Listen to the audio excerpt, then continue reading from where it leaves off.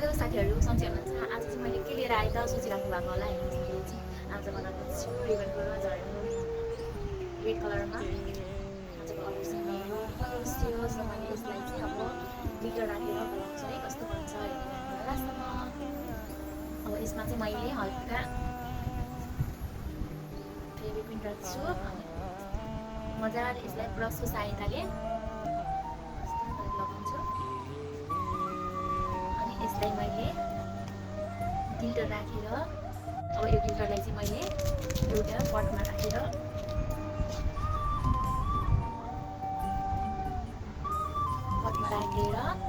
अब यसलाई भिजाउँछु अनि यसलाई यस्तै यसमा घुमाउँछु। सबैतिर राम्रोसँग लाग्नुपर्छ।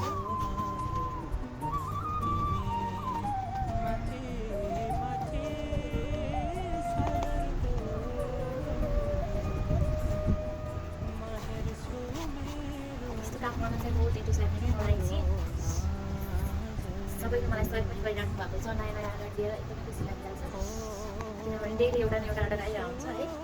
जस्ट फ्री बस्न पाइएको छैन, त्यही नै सन्तुष्ट छु कि खाली दिन गरिबस्दाखेरि एकदम मोड लाग्ने होइन। अहिले आफ्नो कमाइ आफै गर्दा चाहिँ एकदमै खुसी लाग्दो रहेछ है। घरै बसेर हामीहरू केही न केही गरिराख्दाखेरि नै बेस्ट हुन्छ बसेर बिमारी पाल्नुभन्दा। सो अब यो हेर्नुहोस् यस्तो राम्रो देख्यो नि भिडियो राखेर। अब यस्तै मैले 7 पिसमा सबैमा चाहिँ गिटर लगाउँछु अनि हजुरलाई देखाउँछु ल। अब हेर्नुहोस् साथीहरू, मेरो 7वटा गिटरहरू लगाएर रेडी भइसकेको छ।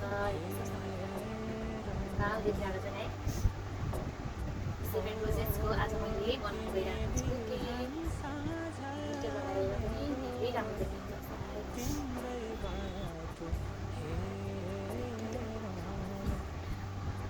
गर्छ नि त्यस्तै गरेर गर्नुको लागि।